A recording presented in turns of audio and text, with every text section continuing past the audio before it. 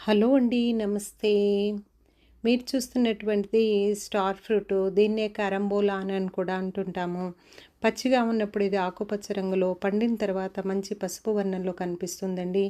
ప్రతి 100 గ్రాముల ఈ ఫ్రూటులో ఉండేటువంటి న్యూట్రిటివ్ వాల్యూస్ గనుక చూసినట్లయితే ఫైబర్ చాలా ఎక్కువగా ఉంటుంది. ఎనర్జీ చాలా చాలా తక్కువగా ఉంటుందండి. ఫ్యాట్ కూడా తక్కువే.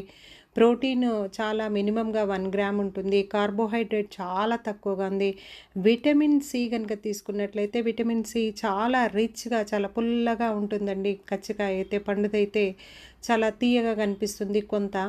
కాల్షియం కూడా దీంట్లో ఉంటుంది.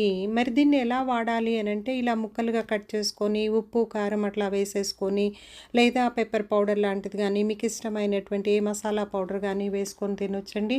అంతేకాకుండా ఫ్రూట్ జ్యూసెస్‌లో మిగతా ఫ్రూట్స్‌తో కలిపి దీన్ని కొంత యాడ్ చేసుకొని ఫ్రూట్ జ్యూస్ చేసుకోవచ్చు. సలాడ్స్‌లో కూడా మిగతా పళ్ళతో పాటు దీన్ని సలాడ్‌గా వాడొచ్చు. చట్నీ తయారు చేసుకోవచ్చు. లేదా హల్వాలో, జామ్‌లో, జెల్లీలో వీటన్నిటిని చేసుకోవచ్చండి. అంతేకాకుండా ఈ ఫ్రూట్ కనుక తీసుకున్నట్లయితే వెయిట్ రిడక్షన్‌కి బాగా ఉపయోగపడుతుంది. వాపుల్ని బాగా తగ్గిస్తుంది. గుండెకు మంచి చేస్తుంది. అంతేకాకుండా కొలెస్ట్రాల్‌ను మెయింటైన్ చేస్తూ ఉంటుంది. డయాబెటిక్ వాళ్ళకి ఇది చాలా చాలా చక్కటి ఫ్రూట్ అండి. డయాబెటీస్‌ని రెగ్యులేట్ చేస్తుంది. పర్సనల్ కేర్‌లో నెయిల్స్, తర్వాత స్కిన్ను, హెయిర్ ఇవన్నీ కూడా చాలా చక్కగా ఉండడానికి ఉపయోగపడుతుంది. కాబట్టి ఈ కాలంలో బాగా లభ్యమవుతుంది.